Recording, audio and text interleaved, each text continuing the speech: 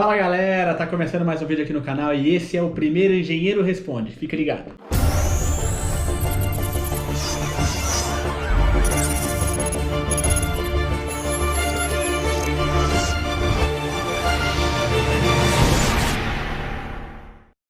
Então galera, basicamente é o seguinte, eu já anunciei nos vídeos passados, quem tá ligado nos comentários já percebeu, que eu tô com uma ideia de trazer um vídeo aqui pro canal, é uma série de vídeos na verdade, que eu vou chamar de Engenheiro Responde. Tem muita pergunta nos comentários dos outros vídeos, coisas que eu sempre costumo responder vocês quando surge, mas tem certas perguntas que eu percebo que é mais interessante eu gravar um vídeo explicando pra pessoa do que simplesmente responder ela nos comentários, que são perguntas pertinentes e que como eu sei que a maioria de vocês não vai ficar lendo os comentários, eu acho interessante de gravar um vídeo no qual eu respondo esses comentários para vocês, porque aí eu chego em mais pessoas e consigo ajudar mais pessoas. Então a ideia é essa. Então a partir de agora, todos os vídeos do canal, sempre que você tiver uma dúvida sobre construção civil, engenharia, reforma, arquitetura, decoração, qualquer coisa que seja ligada à construção civil, deixe nos comentários que, se possível, eu vou gravar um vídeo respondendo as suas perguntas, beleza? Claro que eu sempre vou responder vocês por lá também, beleza? Então vamos lá, eu vou lendo aqui nos comentários pelo celular mesmo, vou respondendo um a um, beleza? Vamos ver o quanto que eu consigo responder aqui num vídeo só, para não ficar tão longo também.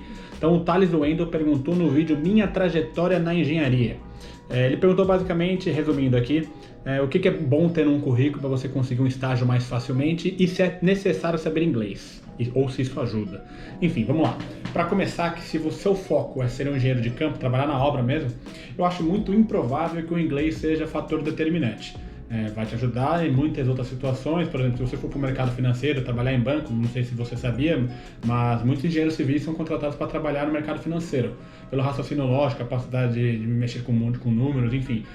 Aí sim, o inglês vai ser muito mais determinante, muito mais importante do que se você for trabalhar no campo. Então, se você for trabalhar com obras, dificilmente vai ser importante. A não ser que você esteja trabalhando numa multinacional, que tem programas de incentivo no qual vai pegar o estagiário, depois vai transformar esse estagiário talvez num trainee, para mandar o estagiário para trabalhar fora, enfim, aí é diferente. Mas se for uma empresa que não tem esses pré-requisitos, acho muito difícil. Então, inglês avançado é muito bom para você mesmo, para o seu currículo, porque abre leques muito maiores, mas se o seu foco é construção civil, obra, não é um fator determinante. Eu sempre costumo dizer que o mais importante para você ter um currículo é você não mentir.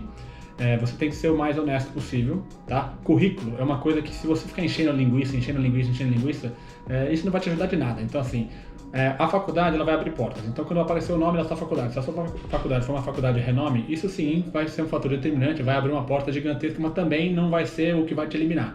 Então coloca lá o que você sabe fazer, todos os tipos de capacidades que você tem de extracurricular. Então assim, eu fiz um curso de Excel, fiz um curso de VBA, fiz um curso de planejamento e gestão de obras, fiz um curso de project, criação de cronogramas de obras. Qualquer coisa que você fez complementar é interessante você acrescentar. Coloca todas as suas experiências que você acha que são relevantes e que são compatíveis com a área de atuação que você vai atuar. Então, por exemplo, trabalhei como, enfim, assistente de construção civil numa obra tal. Mas foi só 6 meses. Coloca. Trabalhei como jovem aprendiz de uma empresa de engenharia. Coloca. É interessante. E claro que atividades voluntárias, né, são interessantes também, que brilham os olhos das empresas. As empresas estão cada vez mais atentas a esse tipo de comportamento. Beleza? Espero ter te ajudado aí, mas se ficou qualquer dúvida, manda aqui nos comentários que eu respondo mais tarde. Fechou? Mais uma pergunta, Felipe Santos perguntou no vídeo do arquiteto versus engenheiro. Gostaria de saber um pouco mais sobre os documentos necessários para iniciar uma reforma de apartamento. Ele quer saber sobre que documentos que eu preciso apresentar para iniciar uma reforma. E ele queria também saber algumas dicas de como começar uma empresa de reformas, como conseguir parcerias, arquitetos, clientes, afins, como captar esses clientes. E porque ele acha que isso é uma coisa imprescindível para você erguer uma empresa. Acredito eu que ele também esteja tentando trilhar esse processo de se transformar de um engenheiro que trabalha no mercado tradicional para um engenheiro empreendedor que trabalha como dono de empresa. Felipe, muito boa essa pergunta. E é o seguinte, aproveita o gancho da sua pergunta para informar para você. Eu já falei, né, você está sabendo já, eu estou criando um curso de como elaborar uma empresa de engenharia, como formar uma empresa de reformas e como fazer você fazer no seu primeiro ano um faturamento de mais de 1 milhão.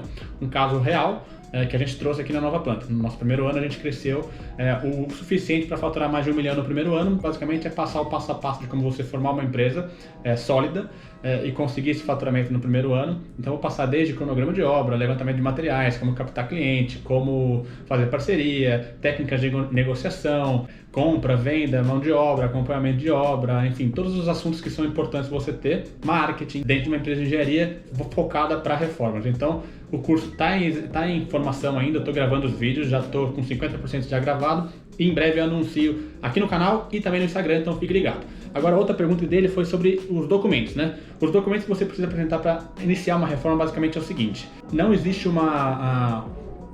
um conglomerado de documentos que você precisa apresentar. Isso vai variar de condomínio para condomínio, de situação para situação, de tipo de obra para tipo de obra. Então, por exemplo, se você está reformando um apartamento, em via de regra, tá? Não é 100% das vezes, a maioria das vezes você vai precisar dos seguintes documentos: ART. ART é basicamente atestado de responsabilidade técnica. Isso é assinado por um engenheiro responsável da obra, tá? Eventualmente vai precisar também do RRT, que aí no caso é o do arquiteto. O arquiteto tem que assinar. E você só consegue emitir uma ART se você tiver o CREA. Então você tem que entrar no site do CREA, solicitar, botar os dados do cliente, enfim, tem um passo a passo. Se você procurar depois no YouTube, você consegue entender como é que faz para você lançar e emitir uma ART. Também tem custo para isso, viu? Um negócio, inclusive, você tem que colocar no seu orçamento de obra, existe um custo para você emitir ART. A ART é 100% das vezes você vai precisar. Cronograma de obras, então às vezes você vai precisar apresentar um cronograma de obras, porque o síndico do prédio vai precisar para ter uma noção de quanto tempo vai demorar essa obra, por questão de logística de elevador, enfim, essas coisas. Incômodo com os vizinhos, né? Vai precisar também de uma lista de funcionários, porque toda vez que você entrar no prédio, você vai ter que identificar os seus funcionários. Vai precisar também, muitas vezes, dos projetos em PDF, ou às vezes até em cópia física, uma declaração de responsabilidade no qual você não vai afetar as estruturas do prédio, viga, pilar, você não vai afetar as infras de elétrica, hidráulica, não vai elevar as cargas de elétrica, voltagens, enfim, de equipamentos. Então você precisa assinar um documento muitas vezes. Às vezes precisa também de um plano de obras, e muitas vezes esses documentos que eu estou falando, o próprio condomínio possui um formuláriozinho padrão do condomínio no qual você só adequa e coloca. Outras vezes não, você fornece no seu padrãozinho mesmo. Eu tenho o padrão da Nova Planta desses documentos. Quando o condomínio não envia o padrão deles, eu mando no meu padrão. Mas basicamente esses documentos são sempre necessários. Se eu esquecer algum, eu deixo aqui na descrição do vídeo, beleza? Espero ter te ajudado aí. O Adonias Souza perguntou no dia a dia do engenheiro 1, esse aí é raiz, tá desde o comecinho, hein? Ele perguntou como é que você chegou à conclusão que a engenharia era para você. Eu acho que eu comentei isso no vídeo da minha trajetória na engenharia, inclusive. Eu tive uma facilidade muito grande de decidir que carreira que eu ia trilhar, que eu ia ser um engenheiro. Porque eu tenho familiares que já estão ligados com construção civil há muito tempo. Então eu tenho um tio meu que tem construtora, eu tenho um outro tio meu que é engenheiro, meu irmão mais velho, que é talvez a pessoa mais próxima de mim nesse quesito, é engenheiro civil, formado na mesma faculdade que eu me formei, tem uma distância de 6 anos de diferença para mim só. E ele tem uma empresa de engenharia, só que aí no caso dele, enquanto a minha é reformas, ou seja, execução, a dele é de projetos estruturais. Vou até deixar o link do site do meu irmão aqui, que ele é referência em projetos estruturais de alvenaria estrutural, enfim, dá uma olhadinha lá depois lá. Então assim, a tendência da minha família toda já foi voltada para a construção civil. E eu sempre fui apaixonado por construção civil, sempre fui apaixonado por obra, sempre gostei de participar das reformas na casa dos familiares, enfim. Então assim, sempre assisti aqueles programas de reformas, Mega Construções, Discovery Channel. Então assim, para mim foi muito fácil. E outra, né? Quando eu estava no ensino médio, eu sempre tive facilidade para as matérias exatas e um pouco mais de dificuldade para as matérias humanas. Eu ia bem também porque eu sempre fui muito determinado, muito focado e estudava bastante. Mas sempre tive uma tendência muito maior, uma facilidade muito maior com matérias exatas. Então assim, para mim foi fácil. Assim, eu sei que muita gente tem dificuldade de escolher o curso, tem que fazer aquilo que gosta, mas também tem que fazer aquilo que sabe fazer. E sempre foi a tendência, sempre foi o caminho mais fácil, o caminho mais tranquilo para mim. Não tinha nem que escolher, era de olho fechado, só me vinha engenharia na cabeça. O Daniel Almeida pergunta no vídeo demolição em apartamento. Esse aí tá há muito tempo, porque demolição em apartamento, para quem não viu, é o segundo vídeo do canal, se eu não me engano. E ele pergunta sobre demolir paredes em apartamento de CDHU. Se é necessária a aprovação do responsável técnico. Na verdade, são várias perguntas que ele faz aqui. Essa é a primeira, eu vou responder basicamente linkando com a resposta anterior que eu dei, sobre os documentos que eu preciso apresentar. No atestado de responsabilidade técnica, se eu não me engano, é a seção 7, é a última seção do documento, você tem um campo de observações. Nesse campo de observações, ele serve exatamente para você descrever o escopo da obra. Tudo que eu vou fazer na obra eu tenho que descrever nesse espaço, nesse campo de mensagem. Por exemplo, vou remover um piso, coloco remover o piso da cozinha. Vou deslocar pontos de elétrica, deslocamento de pontos de elétrica. Fazer forro, vou fazer forro em tais ambientes. Demolir paredes, exatamente a mesma coisa. Então, qualquer coisa que você faz dentro da sua obra que não esteja descrito nesse campo de observação da ART, se você fizer, der problema, você vai arcar com isso. Então, tudo que você tiver de escopo da obra, você coloca nessa seção da ART. Então, quando você assinar a ART, já está a assinatura para todos esses serviços, beleza? Então, sim, precisa mesmo de um atestado de responsável de técnica, assinatura de um responsável, um engenheiro, para fazer esse tipo de serviço. Aí ele vai além. Ele pergunta, demolir paredes no último andar é mais tranquilo quanto à segurança da estrutura do edifício? Teoricamente, sim, porque assim, vamos parar para pensar. Quanto mais para o térreo você tá, mais carga do edifício você tem. Então, você tem a carga de todos os andares que estão acima. Se você está na cobertura, por exemplo, a carga é muito menor. Então, teoricamente, afeta muito menos a estrutura, isso é óbvio. Mas mais importante do que isso é você saber que parede é essa. Existem vários tipos de parede. Tem parede de drywall, como essa, aqui do meu escritório, que não tem função estrutural nenhuma, é basicamente parede de vedação, mas em drywall. E tem a parede de vedação em bloco. Parede de vedação em bloco são aquelas paredes que não têm função estrutural, elas só servem, assim como o drywall, para separar os ambientes, separar os cômodos do apartamento. Agora tem um terceiro tipo, que são as paredes estruturais. As paredes estruturais, elas são assim como as vigas e os pilares, são elementos estruturais do prédio. Eles compõem a carga do prédio, compõem o sistema estrutural do prédio. Então, qualquer tipo de modificação que você faz, você está afetando a estrutura do prédio. Essa informação você consegue no projeto da construtora. Então, procura os projetos originais do prédio e vê se essa parede é uma parede de vedação ou é uma parede estrutural. Se for aquela parede de bloco cerâmico, aquele bloco marronzinho, vai ser sempre parede de vedação, tá? Porque parede de estrutural é bloco de concreto sempre, beleza?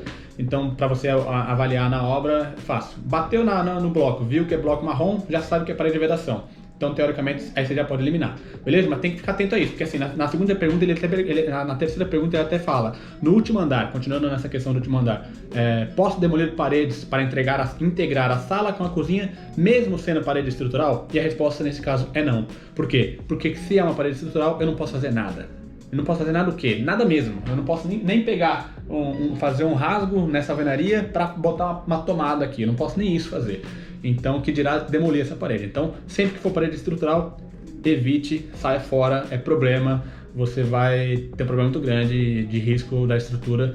Então, isso inclusive, quem é especialista nisso é meu irmão, que tem uma empresa de cálculo estrutural. Então, se quiser, o link do Instagram dele, o link do site dele está aqui. Se quiser comentar, seguir eles também, eles ajudariam bastante vocês que têm dúvidas sobre projeto estrutural. Então vamos lá para a última pergunta desse primeiro Engenheiro Responde. O Fabrício Rodrigues pergunta no vídeo criando um banheiro novo, furação em laje de concreto. Esse foi o primeiro vídeo do canal, um vídeo que eu trouxe, que a gente fez um banheiro novo do zero, num apartamento que não tinha nenhum ponto de água, nenhum ponto de esgoto perto. Então assim, a gente tinha um apartamento que era pé direito duplo, e no mezanino, que é o segundo andar, não tinha ponto de hidráulica nenhum, e eu tinha que criar um banheiro do nada lá. E, então é um vídeo muito interessante, foi o primeiro vídeo do canal, e ele pergunta o seguinte, comprei um apartamento, não sei se é normal ou comum, mas quando o vizinho de cima dá descarga no banheiro dele, eu consigo ouvir. Isso é normal em apartamento? E vamos lá, é normal e também não é normal. Existem vários tipos de empreendimento, vários tipos de apartamento, né? Hoje em dia, várias construtoras estão trabalhando com isolamento acústico. Muito provavelmente o seu apartamento não tem nenhum tipo de isolamento acústico. Existem apartamentos que são entregues com isolamento acústico no próprio contrapiso. Então, por exemplo, você tem a laje, depois você tem uma camada de manta acústica e depois o contrapiso. Isso absorve muito do barulho. Mas em banheiros acontece do seguinte, eu já comentei, acho que em algum vídeo, aí não lembro qual agora, mas todos os banheiros, a maioria deles pelo menos, existe um shaft. O que é um shaft? É um caixote, um caixão perdido, no qual só passa cano, vai de fora a fora, desde a terra até lá em cima, e passa todos os canos do prédio, esgoto, água, enfim, e os canos fazem barulho. Se você tem um apartamento no qual o seu banheiro, por exemplo, ele é drywall, é normal você escutar. Existe maneira de você diminuir esse barulho colocando isolamento acústico, mas é normal sim. Tem apartamento que você vai ter mais e tem apartamento que você vai ter menos. No seu caso, provavelmente você não tem isolamento acústico e provavelmente você tem uma camada ou muito fina de massa, de parede, ou talvez estejamos falando de um drywall e aí sim é normal. Então, às vezes você fazer um isolamento no forro, por exemplo, já ajudaria bastante. Mas enfim, teria que avaliar caso a caso, mas enfim, não é um negócio muito anormal não, infelizmente muitas pessoas têm esse problema. Beleza? O vídeo vai ficando por aqui. Se você gostou desse tipo de conteúdo, não se esqueça de se inscrever no nosso canal e deixar o like nesse vídeo. É um teste, eu espero que vocês tenham gostado desse modelo, desse tipo de vídeo sobre Engenheiro Responde. Se vocês gostarem, aproveitem esse vídeo para deixar aqui nos comentários qual que é a sua maior dúvida sobre construção civil, engenharia, reformas, empresas de engenharia, empreendedorismo, até mesmo arquitetura e decoração. O que eu puder fazer para te ajudar, eu vou fazer. Se quiser deixar pergunta também no nosso Instagram, as nossas redes sociais estão aparecendo aqui na tela. Muitas coisas que a gente não consegue trazer aqui para o canal diariamente, a gente posta lá no nosso Instagram. Então fica atento em todas as nossas redes sociais, beleza? O vídeo vai ficando por aqui. Espero que vocês tenham gostado. Até o próximo vídeo e bora reformar!